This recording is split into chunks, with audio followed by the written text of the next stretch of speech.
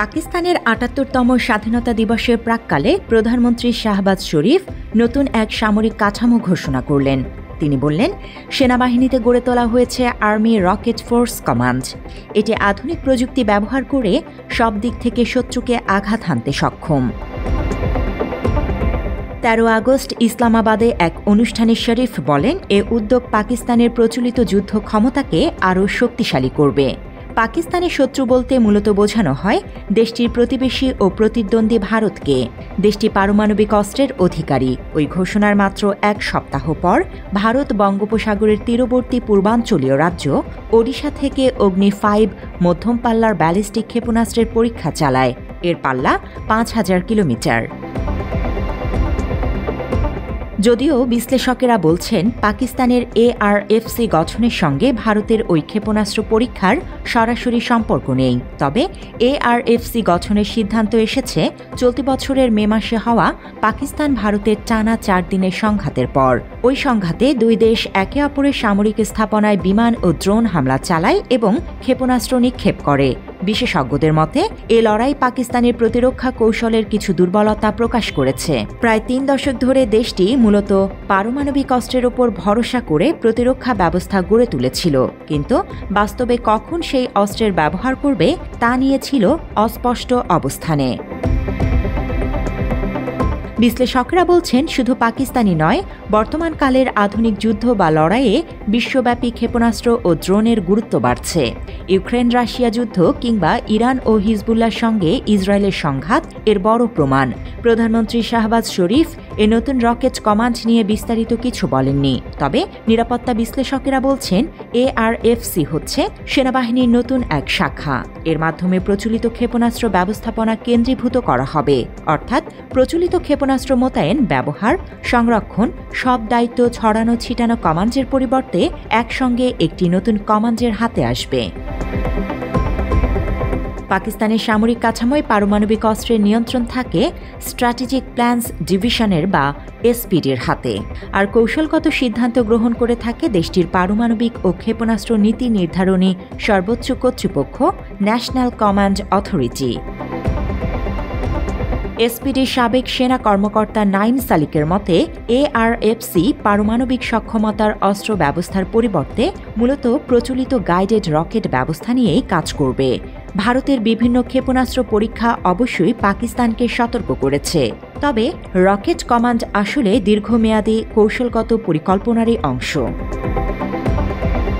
তিনি বলেন, প্রচলিত কামানের পাল্লা যেখানে মাত্র ৩০ থেকে ৩৫ কিলোমিটার, ARFC সেখানে এমন গাইডেড রকেটের ওপর জোর দিচ্ছে যেগুলো পুরোপুরি প্রচলিত ব্যবস্থা ও পারমাণবিক সক্ষমতাহীন। নাইম জানান, পারমাণবিক সক্ষমতা সম্পন্ন ব্যালিস্টিক এবং ক্রুজ ক্ষেপণাস্ত্র এখনও SPD ও NC এর নিয়ন্ত্রণেই রয়েছে, আর ARFCর তত্ত্বাবধান করবে সেনাবাহিনীর জেনারেল হেডকোয়ার্টার্স। মাত্র ৩০% টাকায় জমির মালিক হয়ে নতুন বাংলাদেশের গড়ে তোলার স্বপ্ন দেখা বাংলা বসতি। অন্যদিকে সাবেক ব্রিগেডিয়ার এবং অস্ত্র নিয়ন্ত্রণ ও পারমাণবিক নীতি বিশেষজ্ঞ তুঘরাল ইয়ামিন বলেন, ARFC গঠনের মূল উদ্দেশ্য হল ক্ষেপণাস্ত্র ব্যবহারের প্রস্তুতি ও কার্যকারিতা বাড়ানো, হোক সেটা প্রতিরোধ কৌশলের অংশ হিসেবে কিংবা সীমিত সংঘাতকালে ব্যবহারের লক্ষ্যে। রকেট ফোর্স কমান্ডকে অবশ্যই আঞ্চলিক হুমকির পরিবর্তিত প্রেক্ষাপটে দেখতে হবে। এটা কোনো আকস্মিক প্রতিক্রিয়া নয় যে শুধু একটি পরীক্ষা বা সীমিত সংঘর্ষের জবাবে গড়ে তোলা হয়েছে।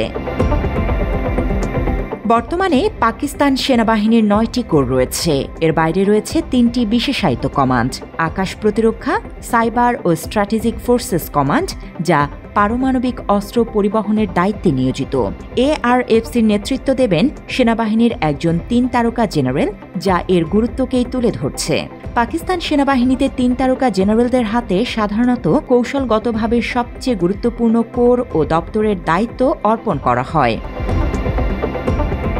যুক্তরাষ্ট্রের আলবানি বিশ্ববিদ্যালয়ের অধ্যাপক ক্রিস্টোফার ক্ল্যারি বলেন, পাকিস্তান আগেই স্বল্প পাল্লার ব্যালিস্টিক ক্ষেপণাস্ত্রের দিকে ঝুঁকেছিল।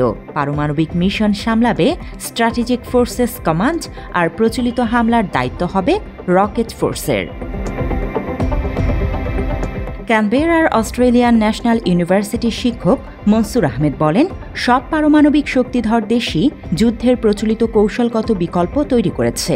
তাই ভারতের বাড়তে থাকা পাল্টা আক্রমণ ক্ষমতার মুখে পাকিস্তানের ARFC আসলে একটি গুরুত্বপূর্ণ ঘাটতি পূরণ করছে। মে মাসের সংঘাতে ভারতের ব্রহ্মস ব্যবহার করার পরও পাকিস্তান বাবর ক্রুজ ক্ষেপণাস্ত্র দিয়ে পাল্টা আঘাত করতে পারেনি, কারণ বাবর শুধু পারমাণবিক মিশনের জন্য সংরক্ষিত এবং তা নিয়ন্ত্রণ করে এই মিশনের দায়িত্বে থাকা SPD ও strategic forces command. Rocket force গঠনের মূল উদ্দেশ্য হল মে মাসের সংঘাতের সময় প্রকাশিত দুর্বলতাগুলো কাটিয়ে ওঠা। ওই সংঘাতে ভারতের ব্রহ্মস ব্যবহার করার পরও পাকিস্তান বাবর ক্রুজ ক্ষেপণাস্ত্র দিয়ে পাল্টা আঘাত করতে পারেনি, কারণ বাবর শুধু পারমাণবিক মিশনের জন্য সংরক্ষিত এবং তা নিয়ন্ত্রণ করে এই মিশনের দায়িত্বে থাকা SPD ও স্ট্র্যাটেজিক ফোর্সেস কমান্ড। ওই বিশ্লেষক বলেন, নতুন রকেট ফোর্স গঠন আসলে দেখিয়ে দিল পাকিস্তানের শুধু পারমাণবিক অস্ত্র নির্ভর প্রতিরক্ষা ব্যবস্থা যথেষ্ট নয়। 2019 আর 2025 সালের সংঘাত প্রমাণ করেছে ভারত নানা উপায়ে পাকিস্তানের এ প্রতিরোধ ব্যবস্থা এড়িয়ে গেছে। তাই এখন প্রচলিত আগ্নেয়াস্ত্র ও ক্ষেপণাস্ত্রই জরুরি। জান্নাতুল ফেরদৌস, তমা, বাংলা এডিশন।